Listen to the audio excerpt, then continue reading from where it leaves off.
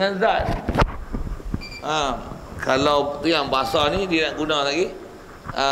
Tu kaun ni apa? Kaun ni adalah satu sifat yang melekatkan, dia guna bahasa itu.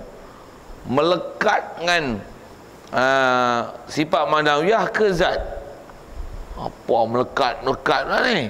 Itu bahasa dia. Itu bahasa dia. Itu bahasa dia.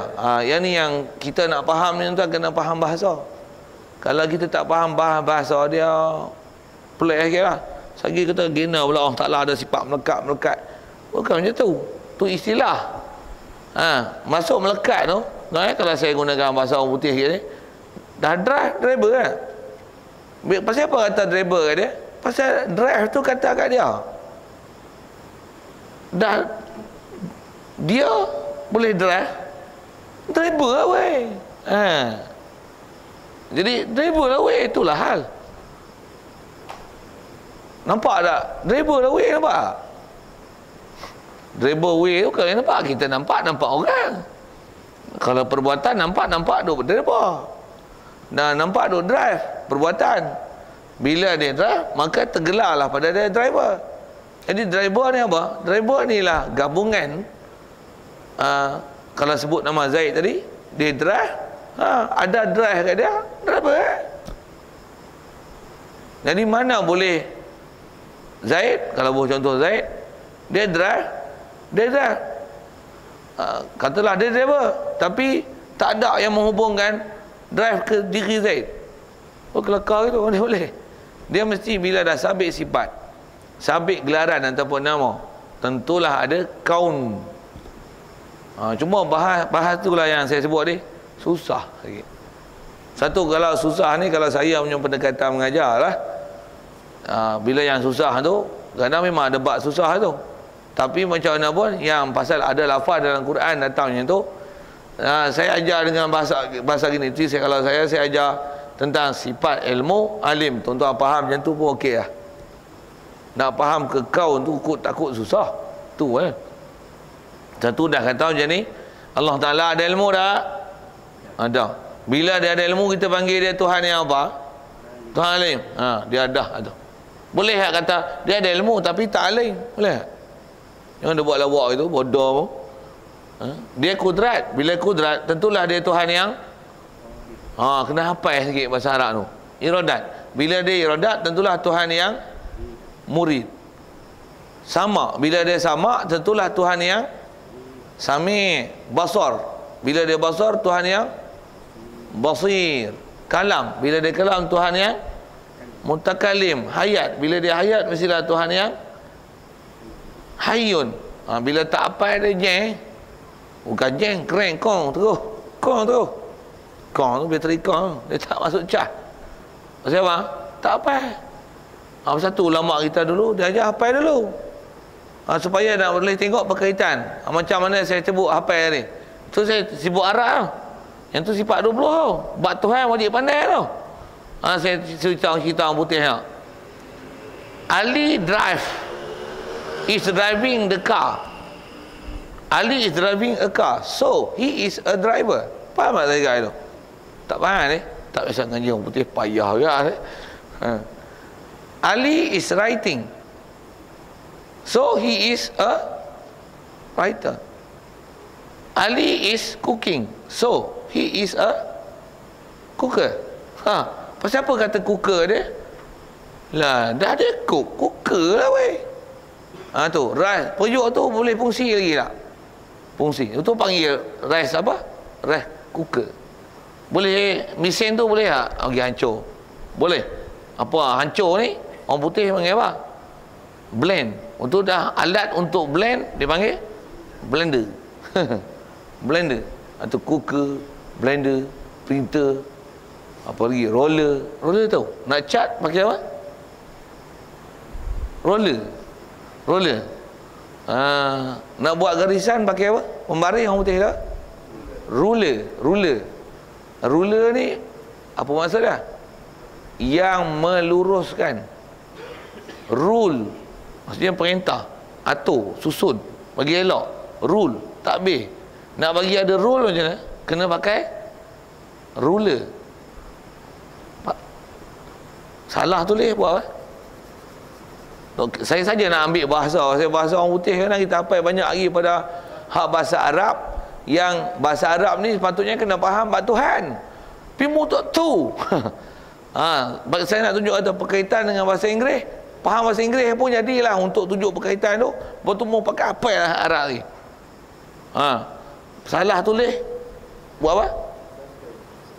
Duster, rubber lah. Rubber lah. Bahasa perbuatan dia rap. Rap jadi rubber. Zaman budak-budak lu ada lah dia main-main. Minyak rubber tak? Boleh rubber. Tak faham? Tak faham tu lah. Itu budak-budak punya dulu duk main, duk usik-usik itu macam tu kan. Saja budak-budak katai dulu macam tu lah. Tak faham tu lah. Saya kata budak katai menentang apa. Saya kata rubber. Ruler. Driver. Cooker. Saja nak cerita itu. Jadi nak cerita apa? Kalau kita boleh faham dekat kata cooker. Jadi kalau saya saja nak guna bahasa sambil-sambil tu, kalau kita boleh faham perkaitan tu dah cooker lah weh. Kalau bahasa moden-moden sikit, dia ni dia yang buat konspirasi. Bila dia yang buat konspirasi, maka dialah konspiratornya. Dia yang terminate kan benda tu. Dialah terminatornya. Dia yang conduct benda tu. Saja saya ambil bahasa tinggi sikit lah kan. Tadi rubber, cooker, komen-komannya bahasa. Dia yang conduct majlis tu. Jadi dia ialah konduktornya. Macam tu deh. Okey, itu bahasa Inggeris. Yang kita ambil hak mudah-mudah, hak kena hafal dulu. Orang Ta'ala kudrat. Bila dia kudrat, tentulah dia qadir. Itu jangan kena hafal. Kaunuhu qadiran, kaunuhu muridan, kaunuhu aliman, kaunuhu hayyan, kaunuhu sami'an, kaunuhu basiran, kaunuhu 7 butai 7 butai weh, 7 butai kalimah ya. Yang tu yang ngajar anak kena jekah tu. Pasal apa tak? Pasal nak. Tu yang kata kita ngaji kita cuai tau. Orang putih boleh kerti. Jadi pelik lah saya sebut cooker, pelik lah. Tapi kalau saya sebut hayat, hayun, pelik lah ni. Tak ada hubungan langsung dengan kepala. Hayat memang hidup. Hayat fakakaunhu hayyan. Pelik hayang. Tahu apa? Betul. Saja saya nak tunjuk kata saya dulu pun ngaji bodoh-bodoh je tu. Bodoh tu.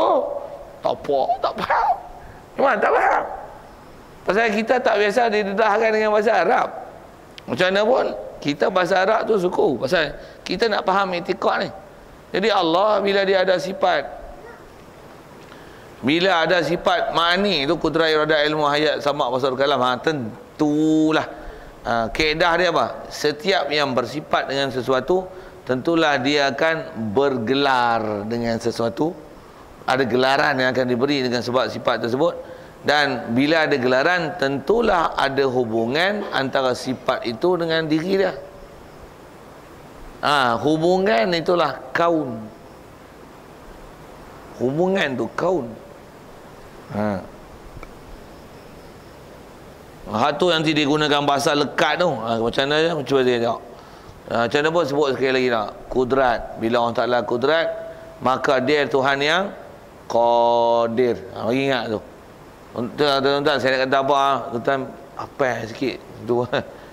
Takkan saya nak bagi MP3, tuan-tuan balik pergi dengar saya duk apa? Allah wujud kidam bakok mukhalafatuhu lil hawadith qiyamuhu bi nafsi wa dan yakudra irada ilmu hayat sama basar kalam kaunuhu qadiran muridan aliman hayyan sami'an basiran mutakalliman. Kalau budak-budak duk nasyid sambil-sambil itu lah. Tu kan kalau tuan-tuan dapat dengan nasyid pun jadilah. Cuma kalau dah hafal, sekarang kejar tuan-tuan ambil faham. Dah faham, tak hafal, tapi boleh faham, hafal lah. Nak sebut tu kan. Okey, kudrat tentulah dia qadir. Iradat tentulah dia murid. Saja saya gunakan bahasa Melayu kan tu. Ilmu tentulah dia alim. Kita selalukan pakai alimnya. Alim. Hayat fahuwa, maka dia ialah hayyun. Allahu la ilaha illa huwa al-hayyu. Dia hayyun, hayyun, hayyun. Sama, sami, bila dia ada sifat basar, tentulah dia basir. Bila dia ada sifat kalam, tentulah dia mutakallim. Kita ambil Melayu, Allah Ta'ala kuasa, maka dia berkuasa. Kita pakai kitab ni dulu, pasal kita ngaji kitab ni, kita pakai ni dulu. Allah Ta'ala perkuasa. Orang kita ngaji per dulu kan. Allah Ta'ala perkuasa. Bila dia perkuasa, maka dia Tuhan yang berkuasa. Baru dia pakai ber nanti ni. Ya. Allah Ta'ala berkehendak. Dia ada sifat berkehendak, maka dia telah Tuhan yang berkehendak. Oh, betul guna ber tu. Pasal mana memiliki gelaran yang diberi kan. Allah Ta'ala dia ada pengetahuan, maka dia ialah Tuhan yang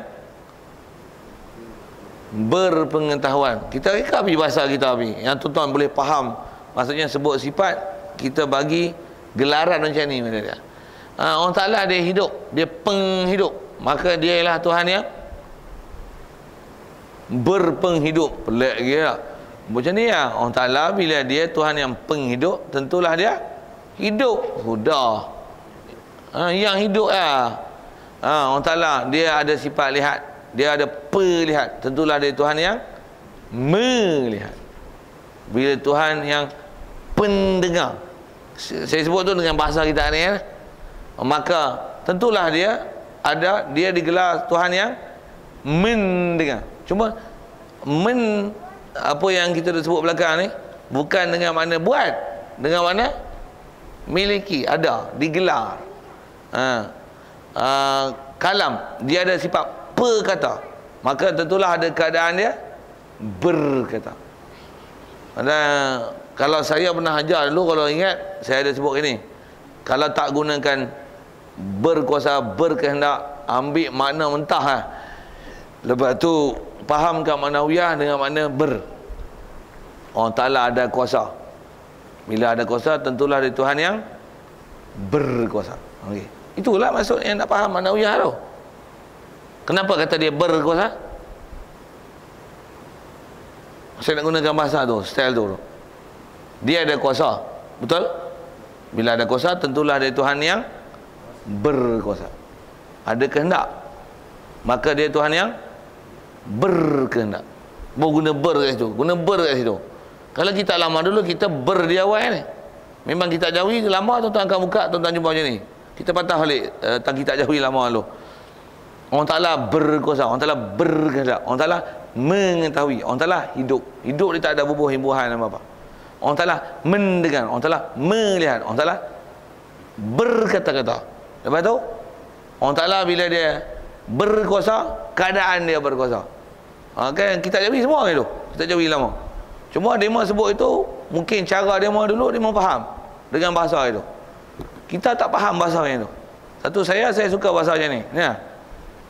Kudrat, kuasa. Allah Ta'ala ada kuasa, maka bila dia ada kuasa, dia Tuhan yang berkuasa. Allah Ta'ala ada kehendak.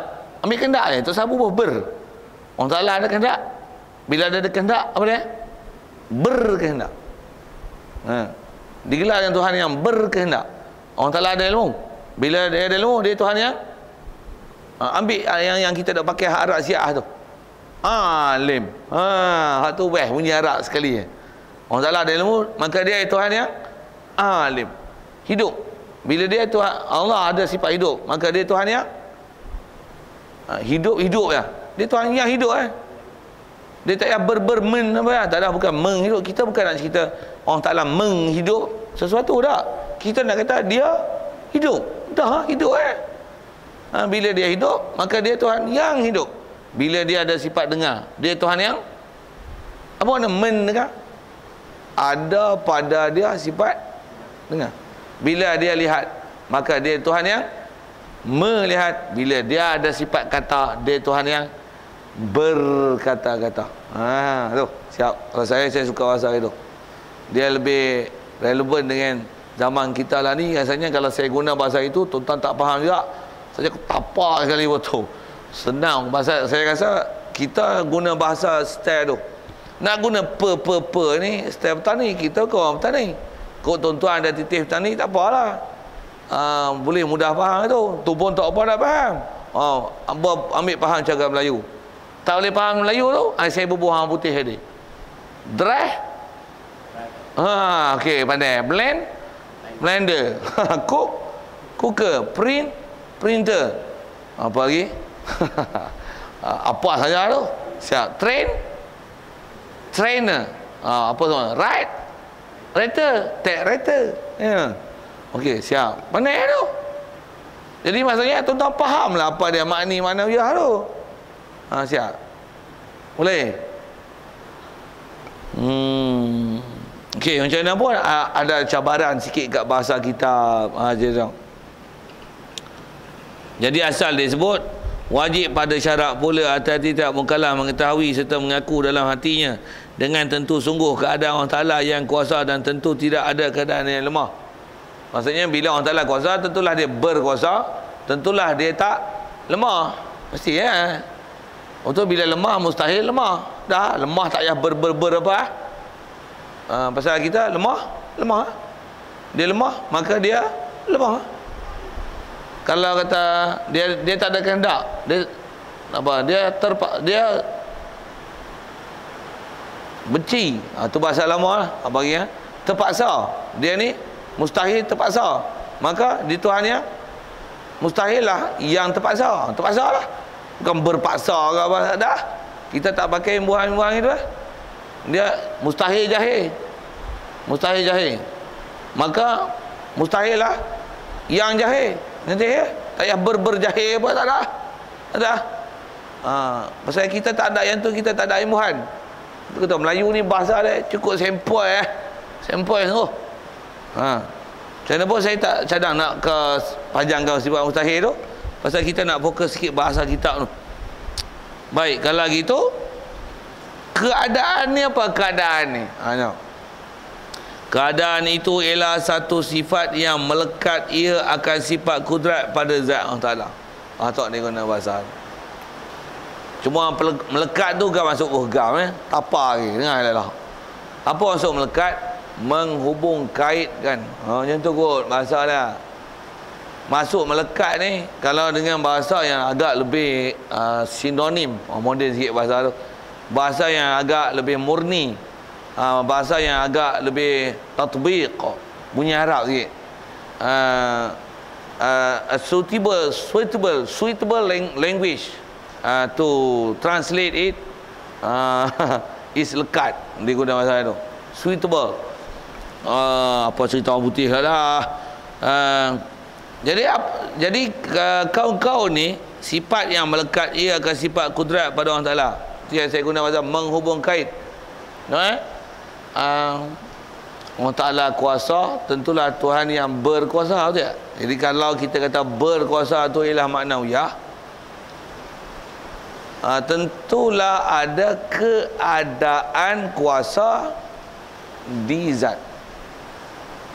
Pasal apa? Dah dia berkuasa. Bila berkuasa maksudnya kita hubung kaitkan kuasa ke zat Allah. Satulah kita kata dia berkuasa. Maksudnya kita nak kata kuasa sabit di zat. Jadi kalau bahasa lekat tak kuasa ke zat? Faham saya tanya lekat tu? Maksud lekat tu sabit tak? Nak kata kalau kata Zaid dia ni drive kereta, maka kita kata dia driver. Bila dia driver, sabit tak drive kat dia?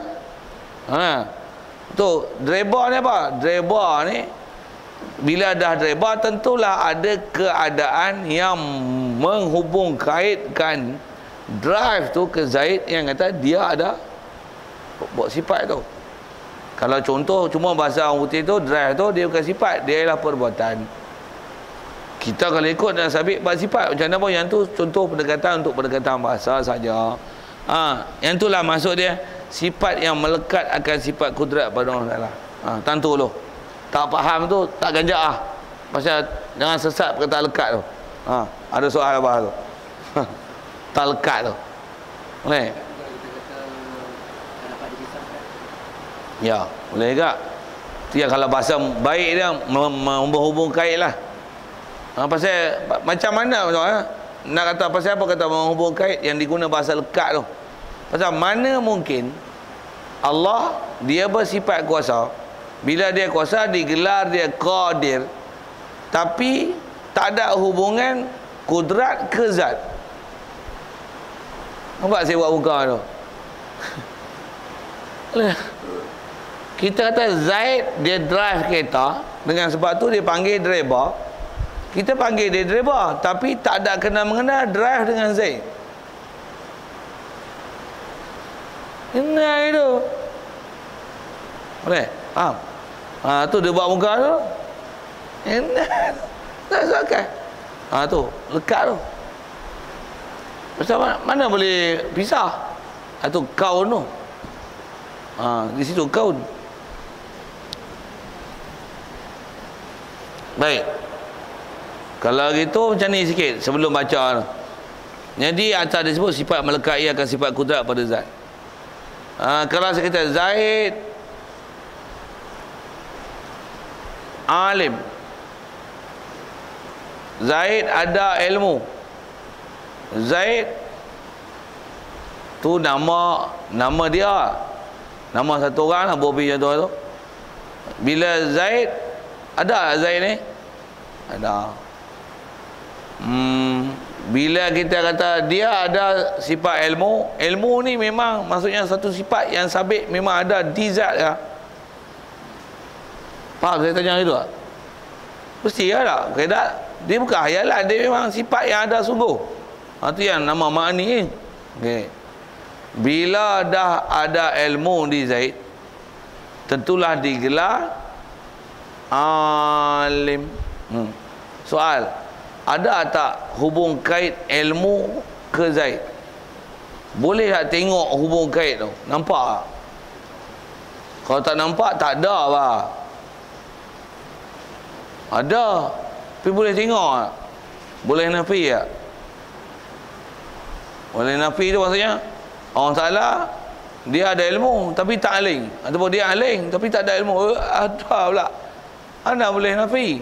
Kalau gitu boleh tak tengok macam mana ilmu tu lekat kat orang Ta'ala? Dah lah, bukan boleh benda tengok. Boleh faham? Saya nak tunjuk kata yang tu yang nak kata hal tu. Hal tu. Jadi dia lah pasal hubung kait, dia hanya perkaitan atas bahasa dan pengistilahan saja, tapi bukan boleh nak tengok. Saya nak sebut tu macam mana kita pernah bicara dulu bab wujud. Ni sejadah ni warna apa? Ni apa? Hijau tu apa? Color. Okey. Sejadah ni hijau tu ya? Mestilah ada hijau lekat kat sejadah tu ya? Nampak? Nampak sejadah kan nampak hijau? Nampak sejadah yang hijau. Betul tak? Soal. Nampak tak hijau lekat kat sejadah? Nampak? Kan nampak hijau, nampak sejadah sebenarnya. Nampak sejadah warna hijau, betul tak? Jadi sebenarnya nampak apa? Sebenarnya nampak sejadah yang warna hijau. Tapi kalau perasin sejadah hijau tu color. Mestilah ada color lekat kat sejadah dia. Nampak lekat tu. Lekat tu bukan boleh tengok. Tu kalau itu hijau tak lekat kat sejadah. Saja saya nak guna bahasa lekat tu. Adalah tak lekat. Maksudnya mestilah sejadah ni hijau lah weh. Tapi boleh tak tengok macam mana hijau tu ada kat sejadah? Lah sejadah tu lah hijau. Jadi nampak apa? Nampak sejadah yang warna hijau. Jadi dah sebut kaun tu boleh tengok lah. Tak boleh tengok. Jadi kaun ni tu yang kalau terjemah Melayunya keadaan. Maksudnya dia lah hubung kait yang hijau ke sejadah. Keadaan tu mana boleh tengok, hubung kait tu mana boleh tengok. Tapi tengok apa? sejadah. Betul, Allah ada sifat kudrat. Kalau akhirat esok Allah Ta'ala bagi kita nampak dia lah dalam syurga yang dia mukhalafah lil hawadith tu, memang salah satu nikmat besar Allah Ta'ala bagi ialah melihat Allah Ta'ala dalam syurga. Dia beri kita boleh lihat dia nampak apa? Nampak zat Allah. Allah ada kudrat, ada kaunuhu qadiran. Soal, nampak tak kaunuhu qadiran? Kaunuhu qadiran bukan benda nak tengok. Tapi mana boleh kata tak ada kaunuhu qadiran, pasal dia ada kudrat. Siap. Itu. Ini kita nampak apa? Sejadah warna hijau. Nampak tak keadaan yang hijau? Kalau nak guna tu. Nampak tak lekat hijau ke sejadah? Lekat tu mana boleh tengok? Nampak sejadah yang hijau. Boleh tak nafi? Lekat tu. Saja nak guna bahasa lekat tu. Macam mana? Nampak hubung kait. Bukan hubung kait, bukan benda nak boleh tengok. Tu. Jadi kalau gitu keadaan ni apa? Tu. Ya, jadi apa kita sebut hubung kait tu lah, itulah keadaan bukan benda boleh tengok.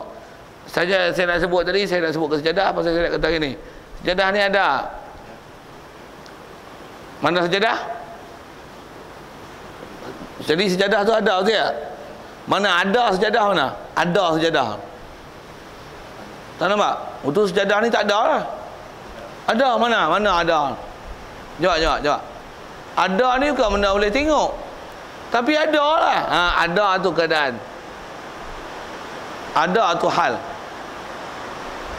Boleh? Saya nak cerita hal lah. Itulah hal. Ada anak turut tidur.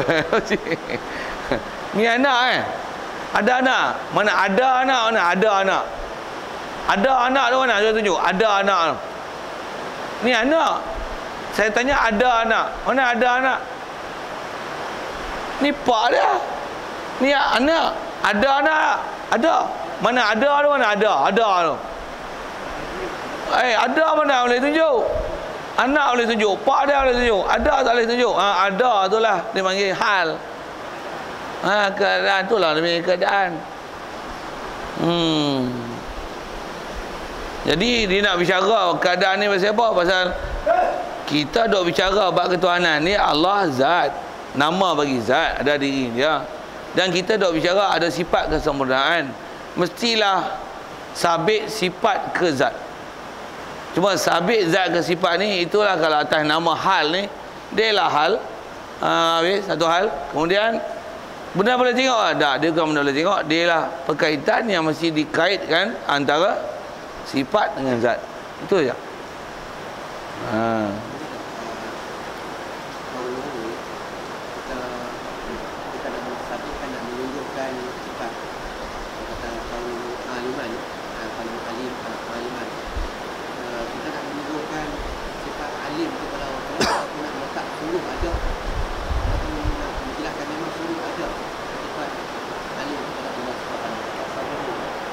Kaunuhu tu.